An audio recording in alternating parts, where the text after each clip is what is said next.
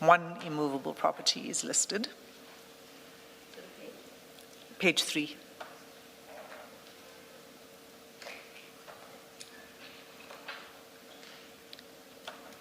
And under vehicles, one vehicle is listed, an Uno Fire with the purchase price of 14,000 Rand.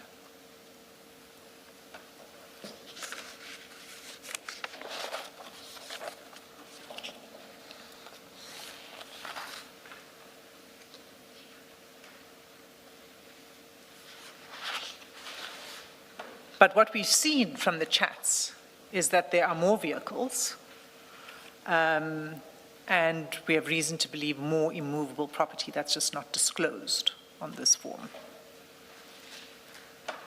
For purpose of a complete record, even if you don't do it now, should we not have recorded the additional assets that you say there are? So if you say in this period, he had more than a Unifire, it seems to me that it must go on record that, in fact, there was also this vehicle and that vehicle, so that we're locating whatever assets in the right period.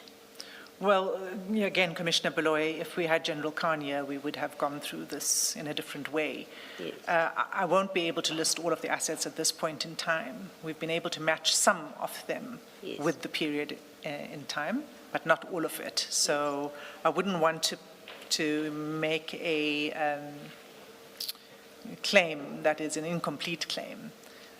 In the absence of getting any answers from General Khan, we would need to do further investigations to be able to get the full list of property and of vehicles. But as we go through this, Commissioner Below, you'll see in the further disclosures that more vehicles become added.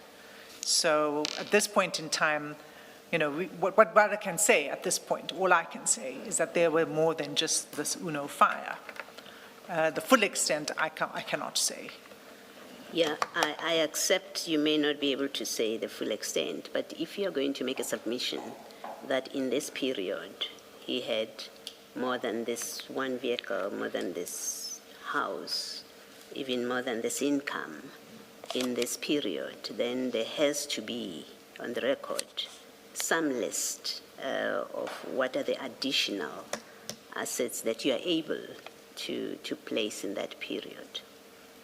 Because as matters stand, if we're going to end at one, because this is what this form says, and that's all we've got, I can see how we get constrained, saying in that period he had 5 vehicles. Yes. So I must also add, Commissioner Beloy, that this is not going to be the end of our discussion on the finances, because we do need to have, for example, what's in this folder of yours, of the spreadsheets, is something I'm not going to get to. We're going to be returning to the issue of the finances. That's fine. So that gives me comfort. Yes. So this is to get us sort of started, for example, and to place the financial disclosures before the Commission. And that's as far as I'm going to be able to go today on this. But this is not the end of the evidence, obviously. This at least provides a backdrop for the commissioners to know what it is that goes into disclosure forms. Thank you. And the purpose of going through the chats is to show, well, there is more there, and we're going to have to come to it. But it's not in the absence of having some context that I'm going through these forms. Thank you. So that's 21 to 22 that we first went through. Before you go to the next year, I may have missed it if you've said it, that this is financial disclosure to whom, for what purpose? These are financial disclosure forms that are, it's an HR requirement, it's a regulatory requirement that senior management, members of senior management disclose their financial position. And it's precisely for the purpose of managing conflicts of interest and addressing issues of corruption. That's the whole reason these forms exist. The government doesn't have an interest in your private life, except to the extent that it needs to manage conflicts of interest and corruption. These are the forms that are SAPS forms that are filled in by all senior management. Okay. It might be helpful, I'm still at page 3, right at the bottom, it seems to tell us, this is in terms of chapter 3 of the Public Service Regulations. So it's Yes. statutorily required. It is a statutory requirement. Disclosure. And again, Commissioner Baloyi, we're going to have to return to this topic. It's an important topic of financial disclosures, and it needs to be addressed in the context of the regulatory framework. And we intend to call a witness, in fact, to address that more fully. Thank you. So that's the first year.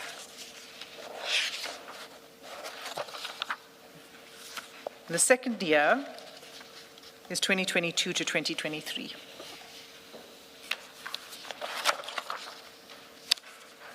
I'm going to move more quickly through it, unless the commissioners have a question. But again, I want to point out several things. On page 5, in section 3, we have the same disclosure. It's 3 million for Spares Oasis as a financial interest, and then 3 million as an income. But it can't be both. Either you're earning 3 million, or the value of the asset of the company is 3 million. Either way, something is not being disclosed. On page 6, again, we have the amount of remuneration as 3 million for Spares Oasis. Under section 11, we have the same description for the immovable property, and we have as a vehicle the Uno Fire in section 12. So this is for the year 22 to 23. On page 8, we have the disclosure form for 23 to 24. On page 9, income generating assets, not applicable. Directors and partnerships, not applicable. Remunerative work, not applicable.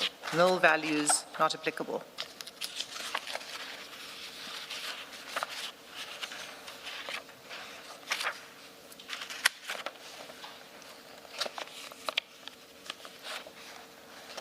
That's 23 to 24. Page 10. Page 10, none of it is filled in. Well, it's filled in as not applicable. Not applicable.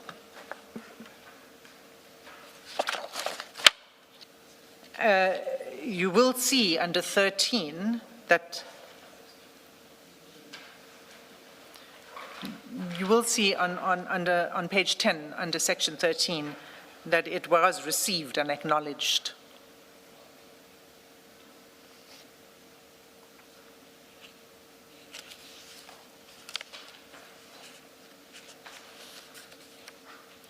So it's not a form that went nowhere. It did go into the system.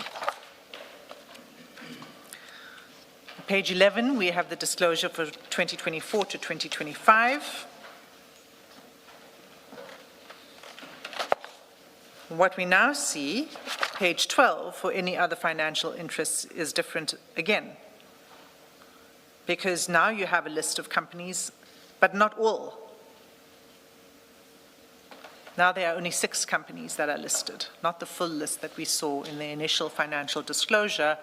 And we know from the CIPC records that General Khan remains the director of the other companies.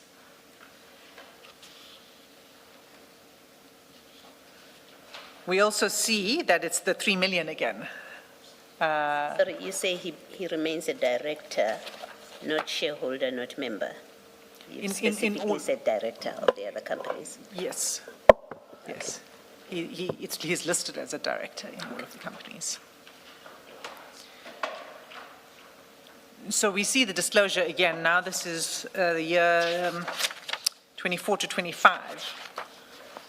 Financial interests, Spares Oasis is the only one at 3 million. Magic Motor Spares, and again I refer the Commission to the pictures of Magic Motor Spares, the shops, which were clearly in business, but the value that's reflected here is nil. It's reflected as nil under the financial interest, which would be the asset value of the company. But under other remunerative work, it's not listed at all, Magic Motor Spares. The only one that's listed is Spares Oasis, And again, it's listed as 3 million.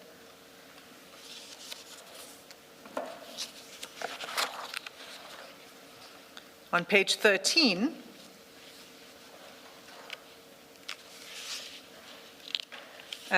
for immovable property, it's the same property.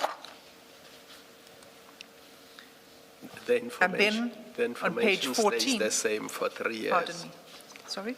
In the section 11, immovable property, that information does not change for 3 years, those entries there.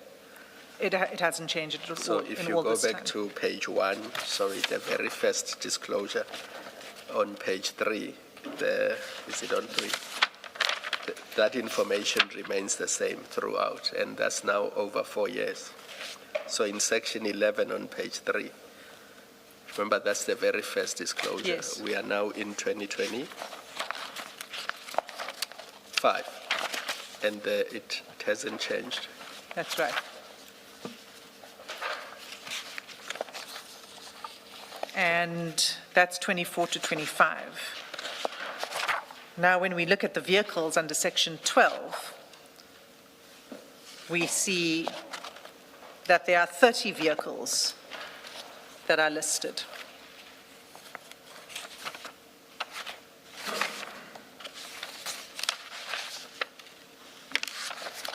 So recall, Commissioners, in the year prior, immediately prior to this, there were no vehicles listed. And in the year immediately prior to that one, there was only one vehicle listed. In this year, there are 30 vehicles that are listed, including the Uno fire, but many more.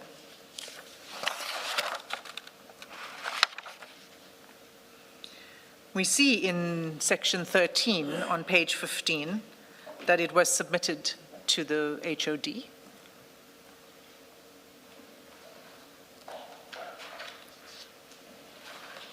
And we see there's a column for comments. And in none of these disclosure forms are any comments noted. And one would have thought that there would be comments in these forms, especially if there's a form that suddenly doesn't disclose information that was in the form prior to that, or in this case, where it suddenly discloses ownership from 0 vehicles to 30 vehicles. But there's no comment that's noted on the financial disclosure form in section 13. And then the final disclosure form is 25 to 26. Maybe before you go to the final, this 2024-25, at least until explained by General Khan, if you consider that in the previous year, and I'm speaking specifically to the vehicles, if you consider that in the previous year there was nothing, then it's fair until explained to assume that all these vehicles would have been procured in 24-25 financial year, and in that period, nothing is owing as at the time of the disclosure. So on the face of it, it looks like vehicles for 900,000, 950, 500, 700 would have been procured for cash because nothing is owing in that period or paid off within the 12 months period. You understand the logic of what I'm saying? That's correct, Commissioner Roy. So it would have all been acquired, fully acquired for cash. In that one year. 1 year. Yeah. And as Commissioner Beloy notes, if you look at the value of vehicles, there are several luxury vehicles. Yes. Thank you. And hence my drawing to your attention section 13 of this form, because it seems to have gone unremarked by the person responsible for administering this form, or for the person who supervises above that person. Aligned to Commissioner Baloy's point, there's no change in the disclosure about income. There is no change in the disclosure. It remains, in fact, to the number, the round number, of 3 million.